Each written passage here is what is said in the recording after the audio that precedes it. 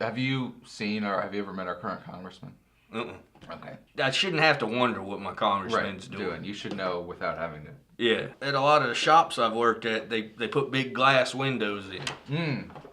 Because so you can see what the mechs are doing. Yeah. And I think that's the same in politics. Is there we need that glass window. Right. That's what their job is to represent the people, not the donors and the people with all the money. That's the problem now, man. I mean, that's the thing is, yes, they have more money, but there's more of us than there are. Exactly. So if we can get the us to get out and vote, then we can really change stuff. And it can happen fast if we do it right. Up until today, this is the first time I've actually had an interaction with somebody that was going. Yeah. Most of the time, I'm up on stage at a rally, and you see them, and you hear what they got to say, what their pre-prepared speech is. Stiff speech, and they walk off. Yeah, they wave and leave. One thing I'd like to see what you think on is the cuts in Virginia, especially that I've seen to vocational education. I know myself. I probably wouldn't have graduated high school if it hadn't been there, because I never had aspirations to go to a 4-year school. And so you had shop class and stuff, wood shop and automotive mechanics. Yeah, and so that got you started right out of high school. Yeah. I felt like it gave me a good up into the workforce, but I look around and I see, in Montgomery County especially, we've gone down to one automotive program for the whole county. Yeah, and where is that? It's at Christiansburg High School. See, we used to have one in Blacksburg. We used to have wood shop and all that. I can't believe, that's the first thing that gets cut sometimes, is with the most important things for a lot of people is the thing that gets cut. And then they just say, you have to just go to regular class and study all the time. And they wonder why people don't want to go to school, right? Because that doesn't work for everybody. Yeah. So... and so you've heard from people now that wish that was there and don't have it anymore. And so then they have to go. It's actually a discussion that comes up a lot with me and my friends. Okay. Because we tend to hang out around like-minded people. But a lot of my friends were the same way. If it hadn't been for shop class, woodworking class,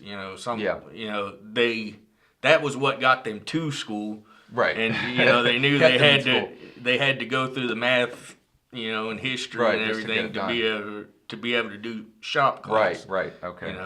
But I think that's something that scares me for the future, is the fact that is being drastically cut. Right.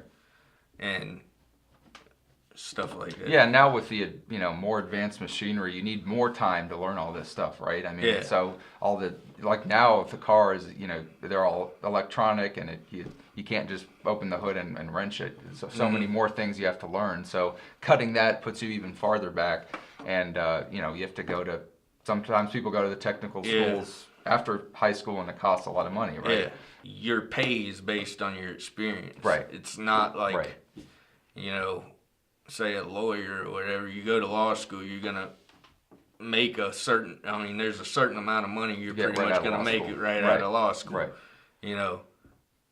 There's certain shops that look at vocational school as, okay, that person kind of knows a little bit of something. Oh, but they still just want to see you. So you might be working for 2 or 3 years at a little bit more than minimum wage, trying to pay back a student loan, right, and that's not that takes a long time at that rate. Yeah, that's pretty tough. So, and even people who don't want to do that as a career, you need to have those skills. My just to know how to sister change oil took and shop stuff. class when she was in high school, and it's she at least knows now when she takes her car to a mechanic shop. Okay, I understand. Kind of where you're coming from. Right, and so it's when they're trying to maybe squeeze some more money out of you because you have that knowledge, right? Yeah. So there's another element to it, even for people who don't do that as a career, right? Or it goes back to the livable wage, shop class, knowing how to fix something in your house, that's not a bad thing to know. No, and that saves you money too. You don't have to pay someone to come. But those programs getting cut, and stuff like that, or scaled back tremendously. You know, it's kind of one of those things. You know, I grew up with a sister that was a teacher and a mother that was a teacher. Okay. And, you know, it's one of those things. You take all those kids from Montgomery County and send them to one school, but you still got the same amount of teachers trying to impart that information. And it's like, I mean, my mom used to complain about, you know, overcrowding in the classroom because there's only so much you can get one-on-one. And, you know, it's hard to, you know, actually teach. Or even, I mean, if you got 30 teenagers and one teacher, that's kind of a pretty hard to corral that many teenagers at once. Yeah. Especially when you're crowded, you don't get outside. They want to do something with their hands and they can't do it. So, there's all these positive benefits to learning how to do physical, mechanical work. I wish I had taken it in high school. I kind of regret that I didn't, but unfortunately now that's not even an option. So, that's definitely not the way we should be going. Yeah.